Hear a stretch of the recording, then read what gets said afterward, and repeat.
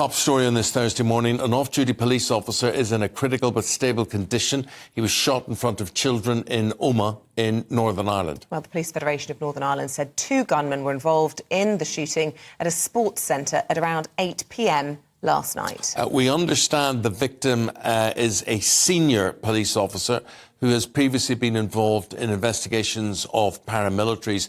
Let's now get reaction to all of this from political commentator Eamonn Mallie this morning. Eamonn, the circumstances of this, even by Northern Ireland standards, pretty shocking.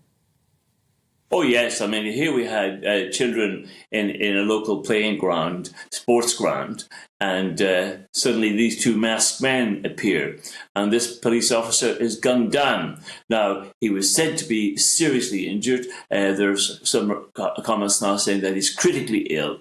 He was rushed to Galvin Hospital, as I understand it, but he is a high-profile officer. I'm told he's an inspector rank. He was involved in a high-profile case recently. His name will be well known. He's from the Omagh area, and there's an echo here on so many fronts.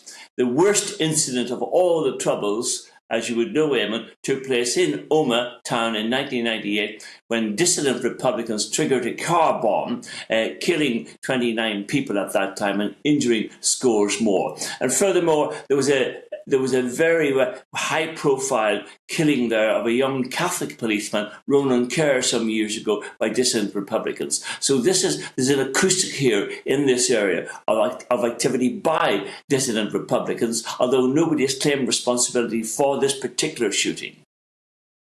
The timing of all of this, would this have been opportunism, Eamon, or would there be anything related to the 25th anniversary of the Good Friday Agreement approaching? Yeah, it would be a combination. It would be an act of defiance by certain people. And as you pointed out, we are heading towards the anniversary of the Good Friday Agreement. These people haven't ever agreed with the Good Friday Agreement. They broke away from the IRA originally. And I would imagine as well, it is designed as an act of surprise for the police, because the police were quite confident that they were on top of dissident Republicans, presuming dissident Republicans were involved. And as you would know from being here, one just doesn't know the hand behind this. You always have to keep an open mind on these matters. But Omagh is symbolically very important. And also, coincidentally, the whole dispute over the protocol, I'm sure the people behind this were not lacking in mindfulness of the whole dilemma facing Rishi Sunak at this time and unionism when they undertook to engage in this attack. Omagh for me means so much.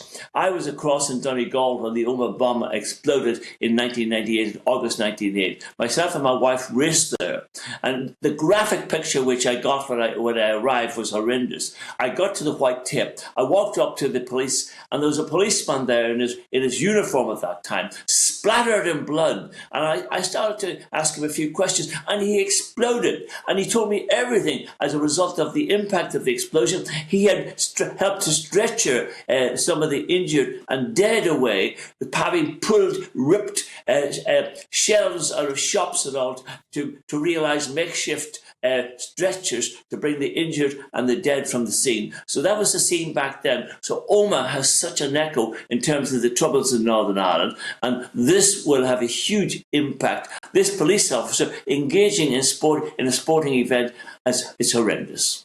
And I suppose any attempted murder in front of children has to be handled extremely sensitively. But for the reasons you've just outlined, this will have even greater sensitivities, will it not? That this will have to be carefully handled in the coming hours.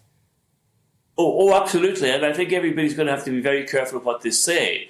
But the symbolism of this killing at this point in time cannot be underestimated.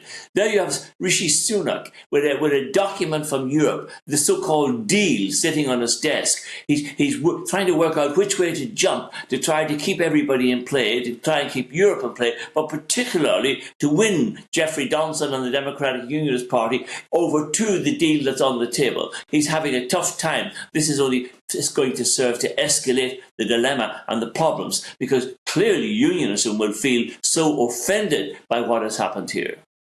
Well, Eamon, will you please keep us posted throughout the programme this morning? It is developing a horrific story described as barbaric.